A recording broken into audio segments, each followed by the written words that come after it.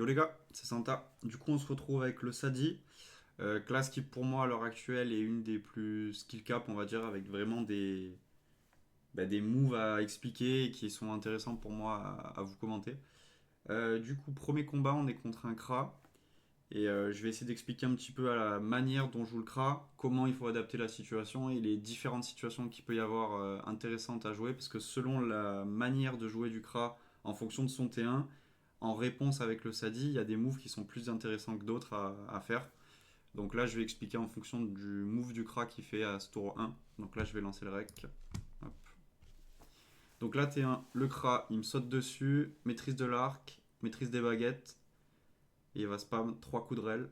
Donc ça, c'est 80%, on va dire, de la manière de jouer des Kras. Donc c'est ce qui est le plus efficace, qui met vraiment la pression. Donc là, quand un Kra met ses deux boosts comme ça, il faut le debuff direct, mettre un poison para, l'apaisante et l'arbre de vie. Donc ça, c'est le move qui permet de counter au maximum ce T1, même si bon, ça le counter pas entièrement. Donc là, je mets l'arbre de vie au loin, je mets le para, je mets l'apaisante. Alors le problème, c'est que l'apaisante a pas crit, donc je sais que prochain tour, il va m'avoir au cac.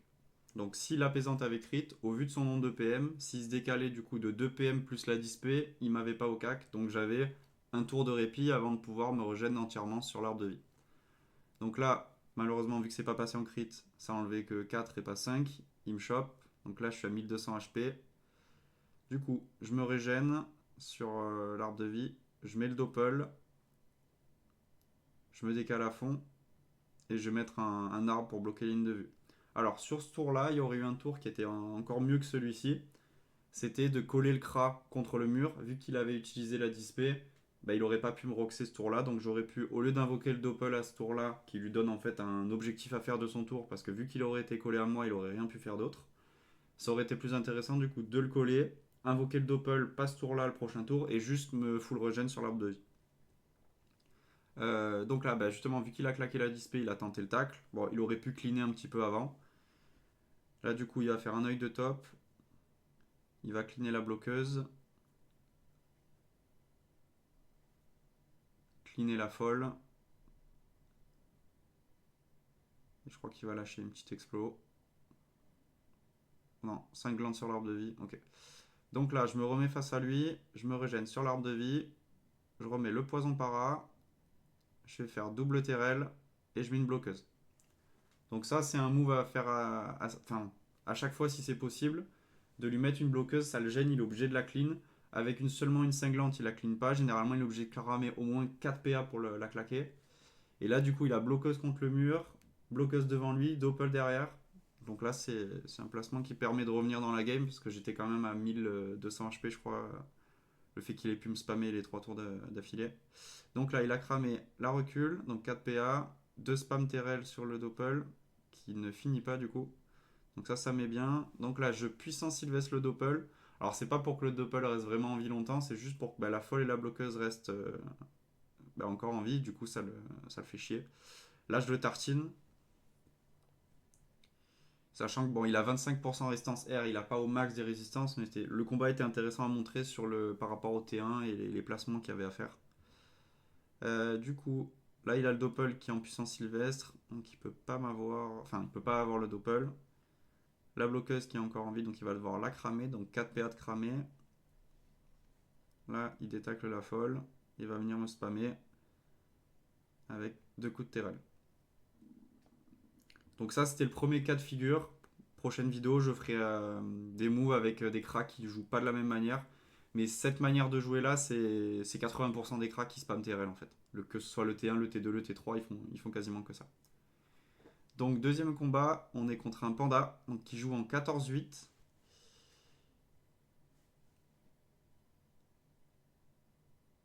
Donc qui met le Wasta. Donc là, qui stabile le Wasta, qui me porte, qui me jette. Donc ça, c'est hyper bien joué parce que là, je suis au trou dès le T1. Le Wasta, je peux pas le clean en un tour. Là, je peux pas charge, je peux pas libé parce qu'il a. Enfin, s'il avait pas stable le Wasta, j'aurais pu faire libé plus charge, mais il a stable le Wasta justement. Donc là, j'envoie tout mon tour de Rox sur le Wasta, parce qu'il va falloir que je le clean. Là, il va décaler le Wasta, le jeter au loin. Comme ça, bah, tant que je clean pas le Wasta, je suis en état affaibli, je peux pas utiliser mon corps à corps. Là, il va mettre du coup un tonneau derrière lui, 2 coups de pandalache. Moi, j'ai toujours pas du coup mon cac qui est revenu parce que le buff du Wasta est encore actif. Donc là, le problème, c'est qu'on est T2, je suis au trou. Lui, il est full life, il a une pandalage, donc il n'y a pas un espoir que lui soit latéral, il se décale, il me spam cac, il le sait, donc je puisse m'extirper de là. Donc là, je vais mettre un petit arbre pour me régène. Je vais setup un arbre de vie au loin, et je vais lui mettre un feu de brousse que l'autre sait. J'avais pas grand chose d'autre à faire. Là, l'idée, c'est de placer un peu des arbres, que ce soit des arbres de vie ou des arbres classiques, pour essayer de me faire tanker un peu les tours où je peux vraiment pas m'extirper de là. Là, du coup, au lieu de me bouger, en fait, il met juste une carouette en diago. Et il met 2 coups de pandalache. Donc là, on peut voir que enfin, il n'y a pas plus mauvais démarrage pour un Sadi que le démarrage que j'ai là. Donc là, je regardais un petit peu les restes que je pouvais éventuellement faire. J'ai récupéré ma maîtrise, du coup, je vais faire maîtrise 3 coups de cac. Donc là, c'est juste pour mettre un petit peu de pression, parce que lui m'en met, mais si je lui en mets pas du tout et qu'il est full HP, il peut se dire que dans tous les cas, il est safe et il me tartine. Voilà, c'est ce qu'il va faire du coup. Il sort de l'état picole. Il envoie 2 coups de pandalache. Donc un porté qui foire. Il met le tonneau devant. Donc là, ce qui est bien, c'est que j'ai encore mon arbre de vie. Donc même si mes points de vie descendent, si j'arrive à m'extirper de cette situation-là, j'aurai quand même l'arbre de vie sur le terrain pour remonter un petit peu. Donc là, il faut absolument que j'arrive à clean le tonneau. Donc j'envoie coup de cac. Là, je savais que je finissais pas. Et j'essaie de m'extirper le plus loin possible. Apaisante le panda, le problème c'est que ça sert à rien parce qu'il se le débuff. Donc ce que je vais faire, c'est que je vais m'éloigner le plus possible. Je vais mettre là sacrifié pour finir enfin, entamer encore le Wasta. Parce qu'il ne faut pas que je laisse des Wasta stack, il faut vraiment que j'arrive à les cleaner dès que je peux. Là, après, au vu de CPM, il va pouvoir du coup me rush.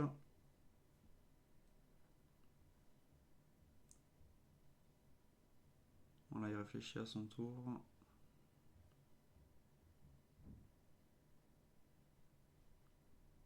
Ouais, du coup, il me fonce dessus.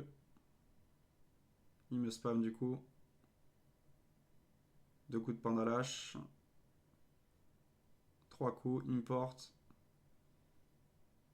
Et il m'enferme. Ok, ouais, c'est pour que le Wasta me remette du coup l'état affaibli.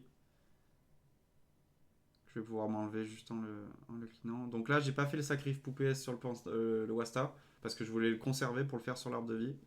Donc là, le panda du coup n'est pas stabi parce qu'il a émis sa stabi sur le Wasta. Je libère, je me casse le plus possible et j'envoie une surpuis sur le haut de la map. Là, je calculais, normalement enfin, elle devrait avoir la PO pour RAL PM le Wasta. Et l'intérêt de la positionner ici, c'est que comme elle a fui vers le haut de la map. Donc là, le panda pourra pas la clean facilement. Il perd 2 PM.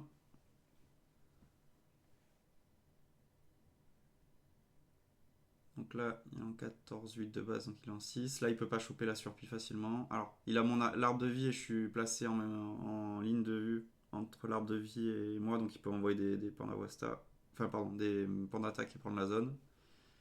C'est ce qu'il fait. Et il pousse. Donc là, je vais faire le move apaise sur l'arbre de vie pour lui redonner de la vie et que je puisse en récupérer un peu plus.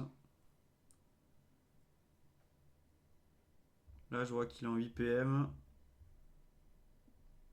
Je vais envoyer du coup le Wasta. Ouais, je réfléchissais à faire la connaissance, mais j'avais pas d'autre meilleur move. Et je me place le plus loin possible de lui. J'envoie la petite flamiche. Donc là, on peut voir que niveau point de vie, je suis un petit peu remonté, mais j'ai beaucoup subi la pression des premiers tours. Du fait qu'il m'ait mis en prison direct. Donc le doppel qui met une bloqueuse, une folle. La folle qui enlève un PM. Donc les bloqueuses en vrai font pas du tout la différence au début du combat parce que quand le panda généralement se stabile lui-même. Mais en fait dès que le panda perd l'état stabi, le fait qu'il y ait des bloqueuses sur le terrain, ça aide parce qu'en fait, à chaque fois, il doit les porter, jeter. Donc, par bloqueuse, il va perdre au minimum de PA. Donc, plus il y a de bloqueuses sur le terrain, plus c'est intéressant. Hormis les moments où il a la stabi mis sur lui. Mais il y a des petits tours comme ça entre les temps de relance qui peuvent être vraiment faire la différence s'il y a pas mal de bloqueuses qui sont stack sur le terrain. Donc là, il a clean ma surpuis. Là, je regardais, c'était le dernier tour de maîtrise. Donc pareil, j'essaie de mettre la pression. Et là, je le débuff et je mets 3 gros coups de pandalache.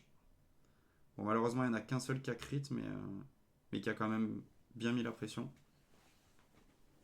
Parce que là, le problème, si j'avais invoqué une petite poupée ou quoi, j'aurais pas fait vraiment de dégâts. Enfin, j'aurais pas fait grand chose à part subir la pression. Le but, c'est d'en mettre un petit peu. Osciller en fait entre les phases d'invoque et de regen et les phases de push comme j'ai pu faire ici. Donc là, il y a ouais, 2 folles qui étaient sur le terrain, les 2 bloqueuses. Donc moi, j'ai fait un peu de RAL PA, ce qui était pas mal. Là, du coup, il va me rush, mettre 2 coups de pandalache. Je crois qu'il va me pousser au fond. Ouais. Donc là, où c'est un petit peu mal joué, c'est qu'en fait, il reste en portée de corps à corps. Donc là, si je veux, je peux le rush.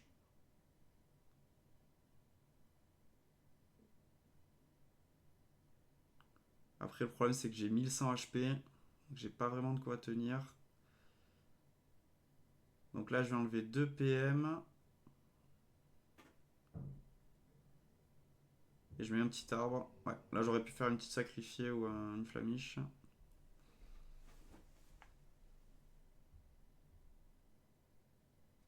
Donc là, il est en 6 PM. Normalement, j'avais calculé là, il pouvait pas venir me chercher et me mettre à la case du fond. Sinon, ce que j'aurais dû faire pour éviter cette possibilité-là, mais j'aurais pas pu forcément me regen trop facilement, c'était d'invoquer l'arbre là tout en haut à gauche dans le trou pour éviter justement qu'il se serve de cet endroit-là comme un trou. Donc là, donc ouais, 3 bloqueuses sur le terrain. Il est encore stabi, donc là, pas d'utilité. Par contre, les 2 folles qui sont là. Là, il va prendre la zone avec du coup l'arbre de vie. Donc ça, c'est un peu un misplay de ma part, parce qu'il reprend des PDV gratos. Ça aurait été mieux que je me décale. Ok, donc là, il a le Wasta. Donc là, clairement, si là, ce stade du combat, je me fais tacler par le Wasta, je vais vraiment pas être bien du tout. Après, j'ai un gros stuff à J, mais bon, on va quand même pas tenter le diable. Du coup, je claque la charge. Je prends la zone herbe folle.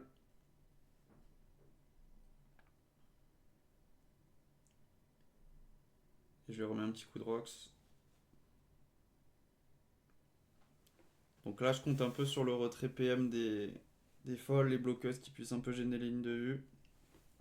Alors, problème du Doppelside qui a voulu me buff avec la connaissance. Donc, bah, pareil, zone avec le Wasta. Enfin, pardon, zone pour le spam point d'attaque.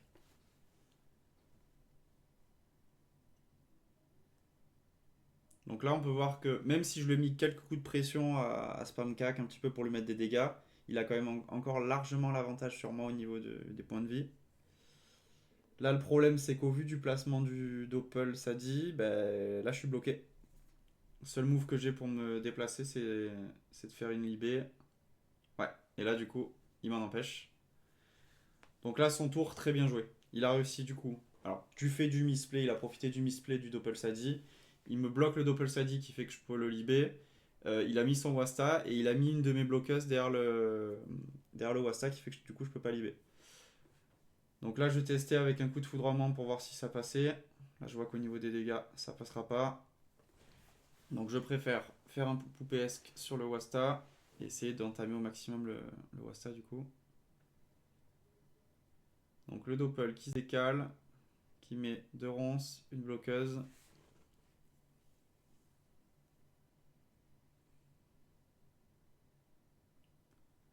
Donc là pareil, stade de combat, je subis beaucoup plus que ce que je mets la pression. Après, c'est un peu le problème du panda, c'est que il a quand même un petit peu l'avantage au niveau de la manière de counter les placements. Même si auparavant, il n'y avait pas le bouffe TA sur le Sadi, donc c'est vrai que s'il loquait une fois, il mettait dans un trou, c'était fini. Là, avec le répondant qu'a le Sadi avec la hache et les possibilités de s'extirper de situations un peu bah, prison comme j'ai été au début du combat, ça rééquilibre un petit peu le match-up. Donc là, il me fait du râle. Là, je vais décider de me régénérer bien sur la carotte.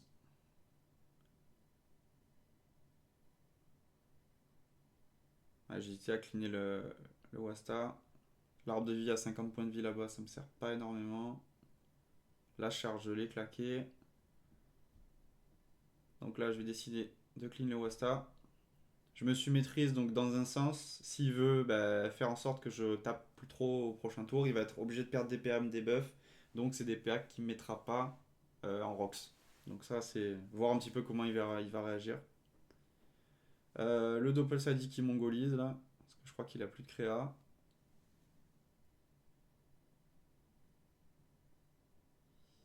Ouais, et là c'est ce que je disais tout à l'heure. Donc là, il y a 3 bloqueuses autour du panda. Donc c'est le tour où il est un peu emmerdé. Parce qu'il n'a pas la relance stabile directe. Et il doit porter une à une chaque bloqueuse s'il veut arriver à bouger. Donc là, il en décale une, il décale la deuxième, décale la troisième. Voilà. Donc là, le fait d'avoir les bloqueuses spam, ça lui a bah, fait cramer 6 PA. Ok, donc là, je suis dans le trou. C'est pire move pour moi d'être à cet endroit-là. Parce que là, du coup, j'ai pas énormément de points de vie. Je vois que ses points de vie à lui descendent pas.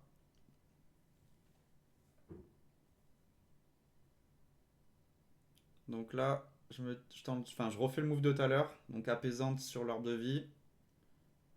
Le sacrifice poupesse sur l'arbre de vie. Et du coup, j'ai envoyé 3 coups de cac sur le panda. Et je décale. Donc là, pareil, j'essaie de remettre un semblant de pression. Et je profite du fait qu'il met pas des buffs, qu'il a profité de me taper.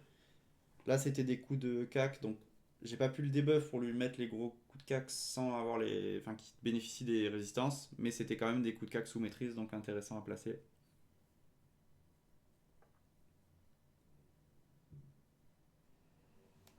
Donc là, il se stabilise. Il me met au fond. Il avance. Et coup de panda lâche. Donc là, l'intérêt, c'est que. Alors, j'ai plus la maîtrise par contre. J'ai eu le Roncinceau, donc j'ai pu lui mettre 3 gros coups de cac avec Roncinceau, 3 spam cac, donc sans résistance. Enfin, bon, il a 25%. La Linter, il a 5, donc ça passe assez bien.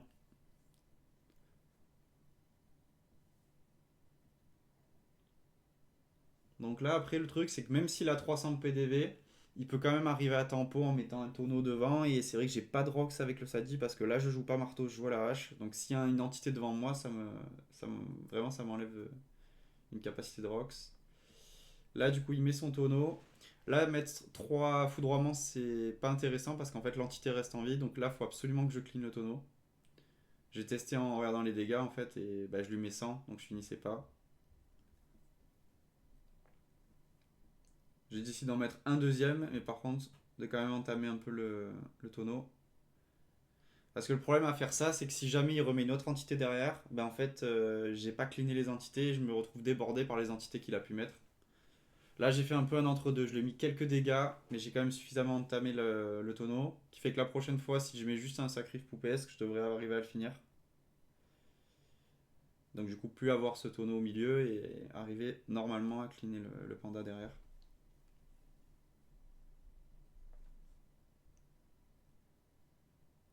Alors, du coup, ouais. Donc là, il décale le tonneau. Il va me mettre un coup de cac, deux coups de cac.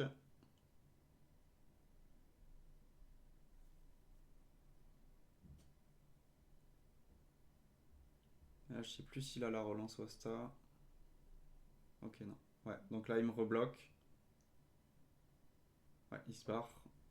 Donc là, vu que j'ai suffisamment entamé le tonneau, juste avec un poupéesque, j'arrive à cleaner le tonneau. Ouais, si j'avais crit.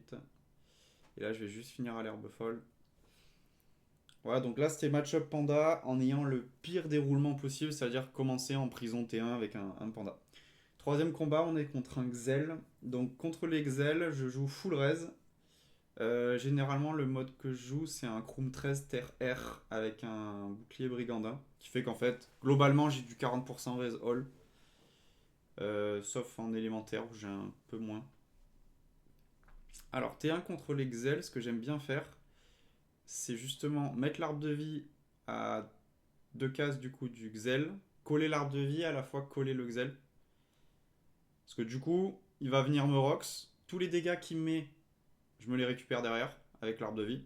Et je commence à poser mon jeu et il prend un petit peu des dégâts avec les poisons.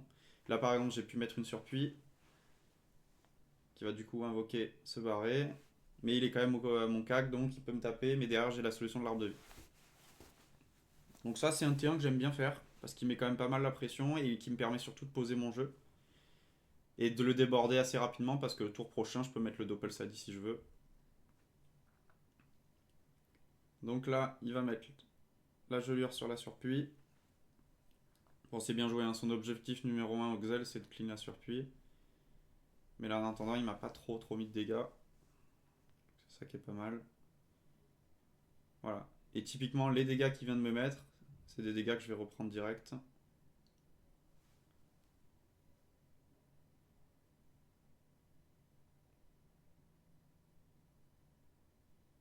Là, je mets mon petit doppel. Et je passe. Donc là, il a arbre de vie à clean, enfin, ou comme option, moi à tartiner ou le doppel. Donc il y a trois entités, enfin, trois cibles sur le terrain pour lui. Généralement, ouais, il rush le doppel. Bon, ce qui m'arrange, c'est que là, du coup, il a passé tout son tour dessus. Et pour l'instant, bah, j'ai pas trop pris de dégâts.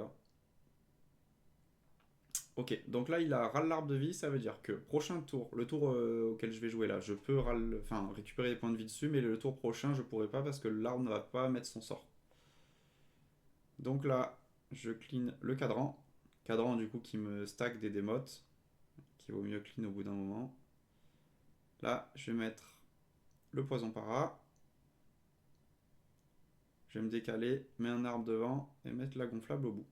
Alors, la manière dont c'est placé le gazelle, c'était bien joué parce que moi depuis tout à l'heure, le but du jeu c'est que j'arrive à lui claquer la pesante. Et là, la manière dont il se place depuis tout à l'heure, je peux pas. Donc là, il va venir claquer le sablier pour péter la gonflable. Il se maîtrise. Donc là, l'arbre de vie est inutile parce qu'il n'a pas lancé son sort.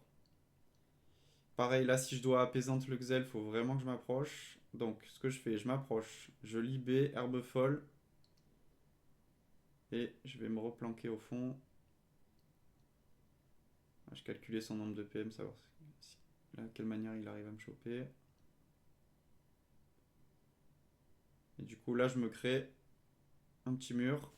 Parce que là, mettre une kawatt, c'était pas rentable parce que la kawatt, c'est une entité fixe, mais c'est quand même une entité qui me permet de me regen avant. Donc généralement, quand je mets une kawatt, c'est que j'ai besoin de me regen et je fais kawatt, sacrifice pesque et puissance sylvestre derrière pour conserver le mur. Là, vu que j'avais pas trop besoin de me regen, bah, j'ai juste mis une sacrifiée qui me permet d'avoir un mur, mais pas de gâcher une entité sur laquelle j'aurais pu me regen. Donc là, je remets du coup le para, je me regen sur l'arbre que j'avais mis avant, je lui mets l'herbe folle qui a perdu un PM. Là, je lui mets une petite folle et je cours en m'éloignant le plus possible pour mettre la gonflable qui EC, malheureusement. Donc c'est dommage parce que la gonflable placée là, il aurait un petit peu, enfin, il aurait dû claquer des poudres, donc ça l'aurait fait perdre un petit peu de PA parce qu'elle aurait pas été en zone directe avec moi parce qu'elle aurait été invoquée plus décalée de 2. Mais tant pis, c'est pas grave. Donc là, il clean la folle de l'autre côté, il s'avance à fond avec 3 fuites et il met une gelure et un ralento.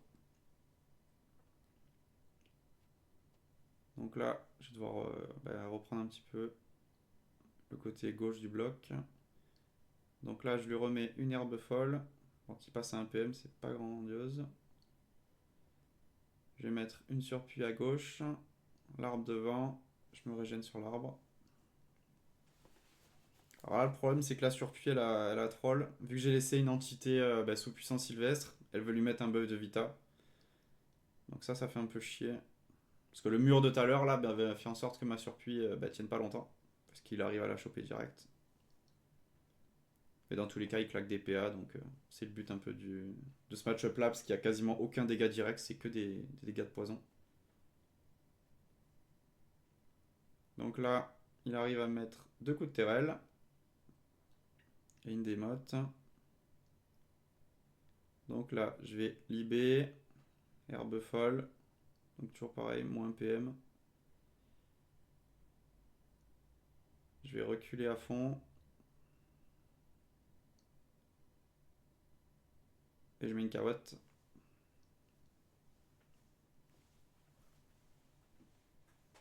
Ok, donc là, il claque la TP. Ralento. Donc là, il met la pression. Mais l'intérêt, c'est que du fait qu'il ait claqué la TP, c'est un peu le déclencheur qui me dit que je peux caler un arbre de vie sans trop de soucis. Et l'arbre de vie, s'il est suffisamment loin, lui ne pourra pas sauter dessus. Donc c'est ça qui est pas mal. Sachant que là, je peux pas libé. Là, le move qui aurait été vraiment smart, si j'arrivais à le poser, ça aurait été de faire libé, apaisante, et l'arbre de vie un petit peu plus loin. Mais bon, j'avais pas la libé. Sachant qu'en plus là, il a cadran. Donc ça a bien joué de sa part. Après, bon, je reste un Sadi, donc j'ai beaucoup plus d'agi que lui. Donc là, je vais fuir au maximum. Parce que par rapport à ses PM, faut pas que j'invoque direct. À moins de bloquer vraiment la ligne de vue.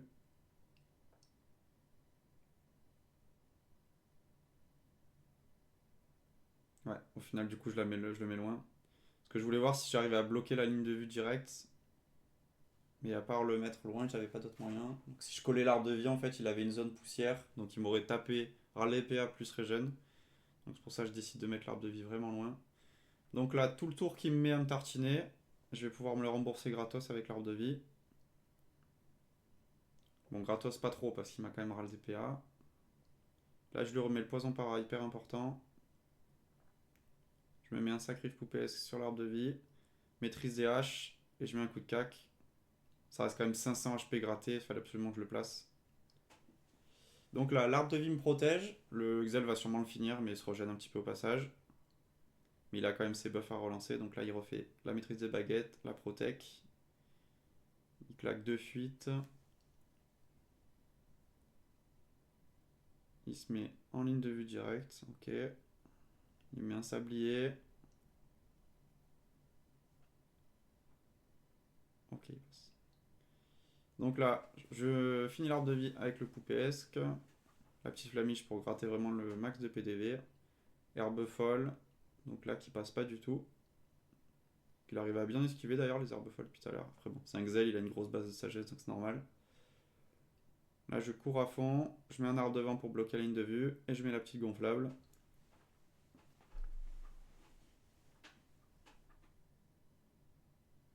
Donc là, le plus intéressant pour lui, c'est de pas passer par le bas de la map, mais par le haut de la map. Et il y a juste la petite sacrifiée qui va gêner.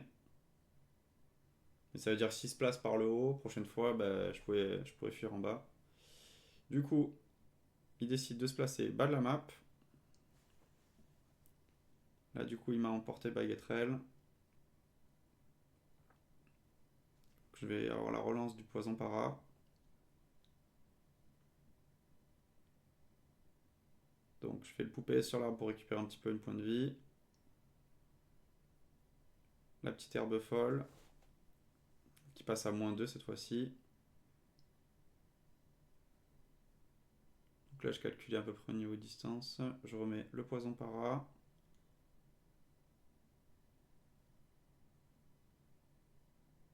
Je décale un peu. Je mets la surpuis. Et je me taille. Donc faire attention à la surpuis de pas trop s'éloigner, se dire mince j'ai des PA, vas-y je claque la surpuis parce que si la folle a pas la PO de faire le sort de râle sur le Xel, ça sert à rien. Là du coup, -1. Donc le Xel m'a quand même emporté de spam Terrell. Mes prochains tours, j'ai l'apaisante qui va pouvoir me donner un peu de souffle. Et sachant qu'il y a le cadran Xel qu'il a posé tout à l'heure, qui peut m'accorder de la régène assez importante, parce que vu que le cadran Xel a des gros malus en résistance R, les sacrifices poupées qui passent bien grassement dessus.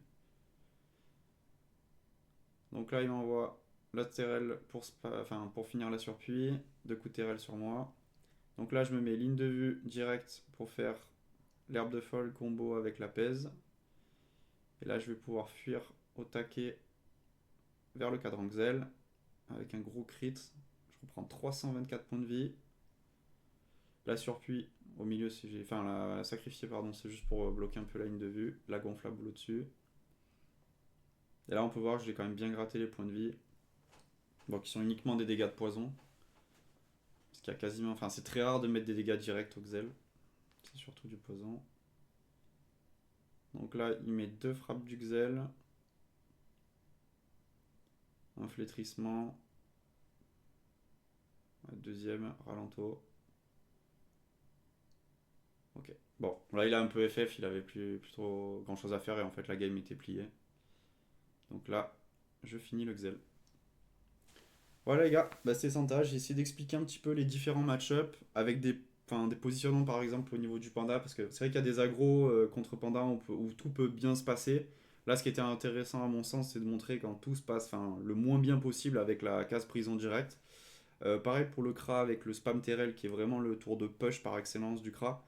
Prochaine vidéo, je montrerai un petit peu les match-up Kra avec des Kra qui jouent un petit peu différemment, avec des moves qui sont pas le spam Terrell T1, avec des positionnements un peu plus stratégiques. Mais globalement, c'est vraiment ce type de Kra qu'on a en ce moment sur Boon. Voilà les gars, bah, c'était Santa avec le Sadi. À bientôt!